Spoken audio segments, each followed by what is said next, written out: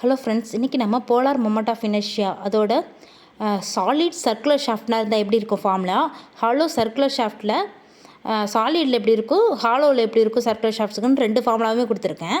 அதோட இன்னொரு variation of ஃபார்முலாஸும் அதையுமே கொடுத்துருக்கேன் ஃப்ரெண்ட்ஸ். நெக்ஸ்ட்டு பார்த்தீங்கன்னா distribution of shear stress due to torsion, இதோட ஃபார்முலா கிளியராக கொடுத்துருக்கேன். மேக்ஸிமம் ஷியர் ஸ்ட்ரெஸ் இருந்துச்சுன்னா தௌமேக்ஸோட வேல்யூ எப்படி இருக்குன்றதை கிளியராக கொடுத்துருக்கேன் ஃப்ரெண்ட்ஸ். கண்டிப்பாக இது நோட் பண்ணிக்கோங்க. ப்ளஸ் இதோட மெயினான அசம்ஷன்ஸ் பார்த்திங்கன்னா பிளெயின் நார்மல் செக்ஷனாக இருக்கப்போ ஷாஃப்ட் எப்படி இருக்குன்னு பார்த்திங்கன்னா அதோட ரிமைனிங் போர்ஷன் எல்லாமே பிளெயினாக தான் இருக்கும், ட்விஸ்டிங் ஆனாலுமே. நெக்ஸ்ட்டு டார்ஷன்னு பார்த்திங்கன்னா இதோட டார்ஷனல் வேல்யூஸ் எல்லாமே யூனிஃபார்மாக தான் இருக்கும் அலாங் அந்த ஷாஃப்ட்டை நோக்கி. நெக்ஸ்ட்டு மெட்டீரியல் ஆஃப் ஷாஃப்ட் பார்த்திங்கன்னா ஹோமோஜீனியஸாக ஐசோட்ராஃபிக்காக தான் இருக்கும். ஹோமோஜீனியஸ் ஒன்றும் இல்லை, அதோட ஐடென்டிக்கல் ப்ராப்பர்ட்டிஸ் எல்லா டைரக்ஷன் ஆஃப் பாயிண்ட்ஸ்லேயுமே ஒரே மாதிரியாவே வேல்யூஸ் இருக்கும். ஆனால் ஐசோட்ரோபிக்கில் பார்த்திங்கன்னா ஏதாவது ஒரு பாயிண்ட் எடுத்துக்கிட்டோம்னா அதில் தான் மட்டும்தான் ஐடென்டிக்கல் எலாஸ்டிக் ப்ராப்பர்ட்டியாக இருக்கும் எல்லா டைரக்ஷன்ஸுக்குமே. நெக்ஸ்ட்டு ரேடினா ஒன்றும் இல்லை, ரேடியஸ் தான், ரிமைன் ஸ்ட்ரைட்டாகிடும் after torsion. Next stress is directly proportional to strain. அது எலாஸ்டிக் லிமிட் இருக்குல்ல, அது வித்தின் த எலாஸ்டிக் லிமிட் இருக்கும் அந்த ஸ்ட்ரெஸ் வேல்யூஸ். ஸோ நெக்ஸ்ட்டு பார்த்திங்கன்னா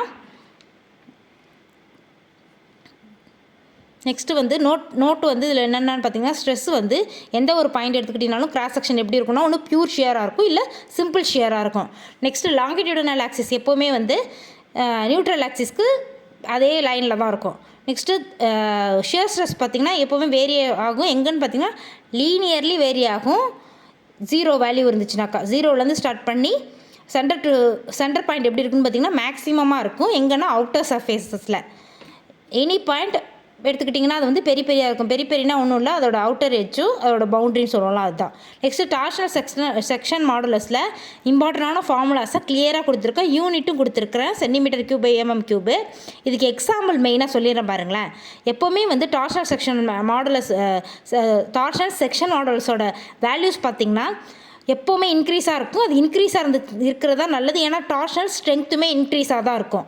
ஃபார் எக்ஸாம்பிள் ஒரு ஹாலோ சர்க்குலர் ஷாஃப்ட்டுக்கும் சாலிட் சர்க்குலர் ஷாஃப்ட்டுக்கும் சேம் ஏரியாவில் வச்சு கம்பேரிஷன் கொடுத்திங்கன்னா அங்கே யார் வின் பண்ணுவான்னு பார்த்திங்கன்னா யாரோட வேல்யூ குட்டாக இருக்கும்னாக்கா ஹையாகவும் இருக்குன்னு பார்த்திங்கன்னா ஹாலோ சர்க்குலர் ஷாஃப்ட் தான். ஏன்னா அதுக்கு தான் நிறைய டார்ஷனல் ஸ்ட்ரென்த் இருக்கும். போலார் மொமெண்ட் ஆஃப் இனர்ஷியாவோட வேல்யூ இன்க்ரீஸ்டாக இருக்கும்.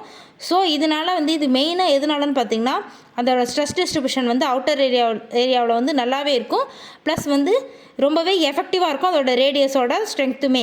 ஸோ இதனால தான் ஹாலோ சர்க்குலர் ஷாஃப்ட் எடுத்துக்கிட்டிங்கனாக்கா எப்பவுமே ஹை லெவலில் இருக்கும், வேல்யூஸ் ஹையாக இருக்கும், டார்ஷனல் ஸ்ட்ரென்த்தையும் இன்க்ரீஸ் பண்ணிவிடும். ஸோ இது ரொம்ப டீட்டெயிலான வீடியோ. கரெக்டாக ஸ்க்ரீன்ஷாட் எடுத்து சிவில் ஸ்டூடெண்ட்ஸ் எல்லாருமே படிச்சுடுங்க. மெயினானதே இது ஒன்று. Plus polar moment of inertia அதோட டிஸ்ட்ரிபியூஷன் ஆஃப் ஷியர் ஸ்ட்ரெஸ் அதோட ஃபார்முலாஸும் கிளியராக கொடுத்துருக்கேன். ஸோ கண்டிப்பாக நோட் பண்ணிக்கோங்க ஃப்ரெண்ட்ஸ். சிவில் ஸ்டூடெண்ட்ஸ் மறக்காமல் லைக்காவது பண்ணுங்கள் அட்லீஸ்ட். அப்போ தான் எத்தனை பேர் என்னோடது ஷார்ட்ஸ் நோட்ஸ் எல்லாமே படிக்கிறீங்கன்றது தெரியும். ஏன்னா நான் கிளியராகவே ஷார்ட் நோட்ஸ் எல்லாமே கொடுத்துக்கிட்டு இருக்கேன்.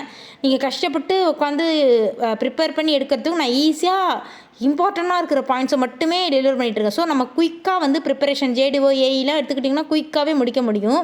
ஏன்னா எல்லாருமே ஆல்ரெடி படிச்சுட்டு தான் இருப்போம். அந்த குயிக் ரிவிஷன் தான் நமக்கு எப்போவுமே ஹெல்ப் பண்ணும்.